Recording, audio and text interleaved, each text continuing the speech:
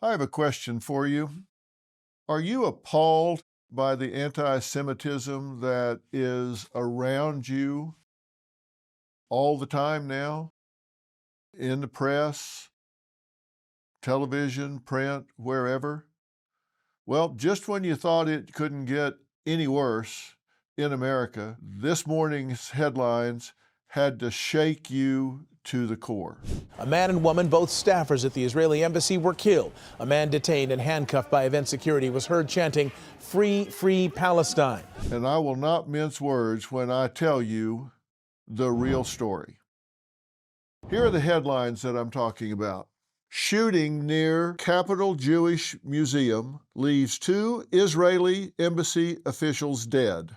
Authorities said the suspect shouted, "Free, free Palestine," after being taken into custody. Netanyahu, embassy staff killing a result of blood libels against Israel. Look, the story is still developing, but here's the basis. Yaron Lashinsky, an Israeli citizen, actually a Christian, Israeli Christian, 30 years old, and Sarah Milgram, an American from Overland Park, Kansas. How middle American can you get? Overland Park, Kansas, 26 years old. The 2 of them were shot and killed outside the Capital Jewish Museum in D.C. late Wednesday. Now, these young people were in love.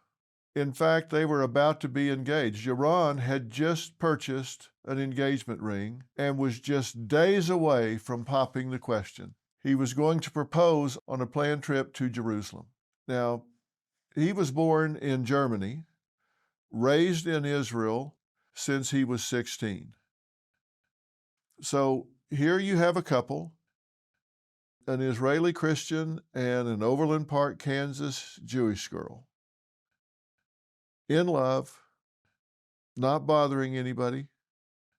The suspected terrorist, Elias Rodriguez. He has ties to the radical left group that spearheaded Black Lives Matter, fiercely advocates on behalf of Palestinians.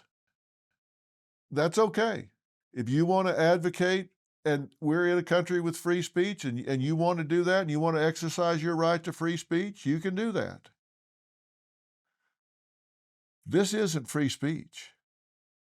This is murder. He was yelling "Free Palestine," and he kept yelling "Free Palestine." I, tried to hand him his keffiyeh back because I didn't really realize that he murdered 2 people. This is someone that is suspected and will, I'm sure, be indicted and charged with murder. Cops say he was chanting "Free, free Palestine."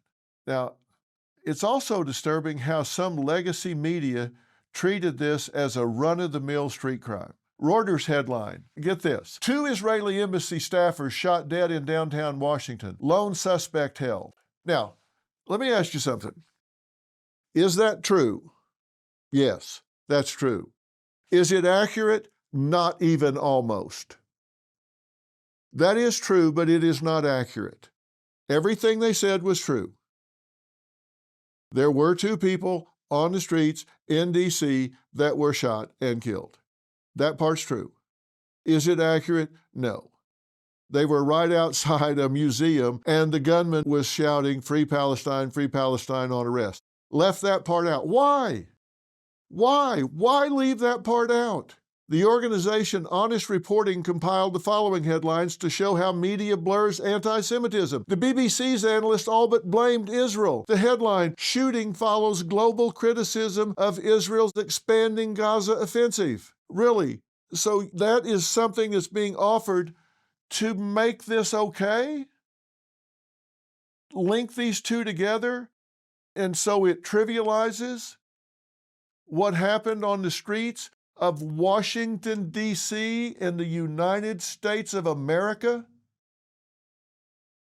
You have to ask yourself when we, the people, are going to get tired of this kind of spin. Think what you want about Gaza. Think what you want about Palestine. Think what you want about how Netanyahu is managing this effort. But don't try to say it's okay to go shoot 2 innocent people to death on the streets of our nation's capital. The Daily Beast tried to link the murder in D.C. to an incident in the West Bank hours earlier, citing an Al Jazeera report where the IDF fired, quote, warning shots near foreign diplomats. I don't know.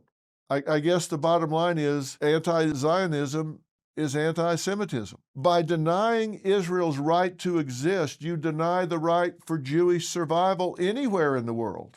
This is what I'm talking about. Yesterday, TV, which monitors and translates Arab television, posted this sermon from a mosque in Norman, Oklahoma. Since day one, brothers and sisters, since before Musa alayhi salam, Banu Israel, this is how they were and this is how they will always be. Wallahi, this is how they will always be. Cowards. Cowards, may Allah give them what they deserve. Betraying, backstabbing people. The same thing that they claim the Holocaust happened to us, they are committing upon others. May Allah give them what they deserve. Ameen. We're not talking about Iran. This is Norman, Oklahoma, right outside of Oklahoma City, in the middle of America. In my Real Story podcast earlier this week, I made it clear, when you attack Israel, you attack Jews around the world. Now, like I said, you can disagree with the Israeli government. Even Israelis do. They're kind of like we are here. They disagree with a lot of things that we do here. We've got Democrat, we've got Republicans. They disagree with what the government's doing. I get it. And Israelis do the same thing. A lot of them support Netanyahu, a lot of them don't. And you may be the same way. You may think there needs to be a ceasefire, there needs to be more aid given in Gaza, there needs to be all kinds of things going on. I understand that. But using free speech to express your thoughts and feelings and what you think needs to happen, and aggressing against other people, shooting people down in the streets are two different things. That's not free speech. That's criminal action. That's cowardly. And if you give any moral justification for October 7th, Hamas, or these other radical Islamic beliefs, you need to take a good look in the mirror, because you have to own what's happening. Does that mean you're guilty of murder? No, it does not. But you have to ask yourself, are you doing anything to turn down the rhetoric? That's the real question, and that's the real story. Be sure to follow and subscribe to The Real Story. It's available on all podcast players and YouTube. I'll see you tomorrow. Hey, Dr. Phil here. Your savings are at risk. With the economy on shaky ground, the dollar losing value, and a $2 trillion deficit, things could spiral. Don't wait for the worst. Take control of your financial future now. I trust Preserve Gold to safeguard my accounts, and I urge you to do the same. They're the only precious metals company I recommend. What are you going to do to protect what's yours? Claim your special offer and learn how to reinforce your financial future. Visit drphilgold.com to get your free precious metals guide from Preserve Gold.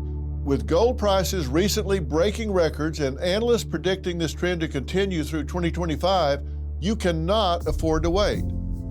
As a bonus, you can get up to $15,000 with a qualified purchase from Preserve Gold. So don't wait. Visit drphilgold.com today.